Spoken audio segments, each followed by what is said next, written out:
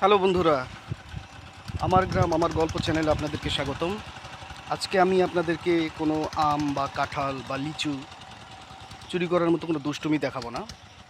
আজকে দেখাবো গ্রাম অঞ্চলে ছেলেমেয়েরা ছোট থেকেই কতটা সুদক্ষ এবং কতটা পরিশ্রমী হয়, এটা আপনাদেরকে দেখাবো।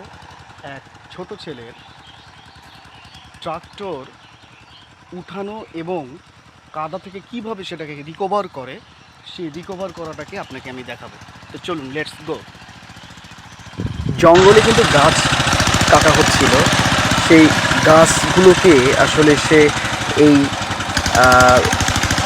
ট্রাক্টরটা করে গাছগুলোকে নিয়ে যাওয়া হবে এবং মূল রাস্তায় উঠানো হবে। তার ড্রাইভার কিন্তু এই পিচ্ছি।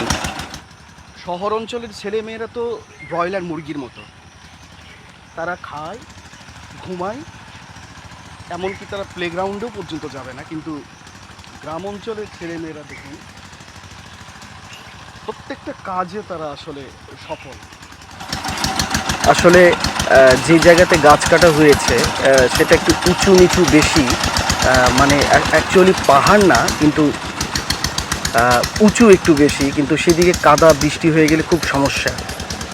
ও ট্রাক্টর আর এক জায়গাতে আটকে গিয়েছে, চলুন সেটা আপনাদেরকে আমি দেখাচ্ছি। দেখুন, আগের বার একটাতে আটকে গিয়েছিল, এবার আবার দেখুন ওর অভিজ্ঞতা এবং ওর কর্তব্যপরায়ণতা একবার দেখুন। আমি গ্রামের ছেলে বলে বলছি না, আসলে আমরা অন্যদের থেকে একটু এগিয়ে থাকি পরিশ্রমে। বড় মানুষরা যেটা পারে না, ও কিন্তু সেই ছোটোবেলা থেকেই এত সুন্দরভাবে ট্রাক্টর চালায়। কৃষকের পরিবার হলে যেটা হয়, দেখুন কাদাতে এমনভাবে চাকাগুলো আটকে গিয়েছিল যে আসলে একটা বড় অভিজ্ঞ সম্পন্ন মানুষেরও কষ্টদায়ক হয়ে পড়ে। কিন্তু এই ছোট্ট ছেলেটি কিভাবে করলো? যদি আপনি কোনো কাজে লেগে থাকেন, তাহলে সফলতা আসবেই। ও কিন্তু ছোটোবেলা থেকেই আসলে ট্রাক্টর চালানোর বা মেশিন স্টার্ট দেওয়া এগুলোতে খুবই দক্ষ। কারণ ছোটোবেলা থেকে কোনো একটা জিনিস নিয়ে পড়ে থাকলে আসলে সেই জিনিসটা সম্পর্কে সফলতা আসে, এটাই স্বাভাবিক।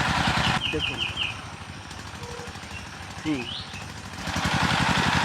এমনভাবে কাদায় আটকে গিয়েছে, দেখুন আসলে চাকা উল্টা দিকে ঘুরতেছে, কিন্তু স্টিয়ারিং তার হাত থেকে কিন্তু ছাড়েনি।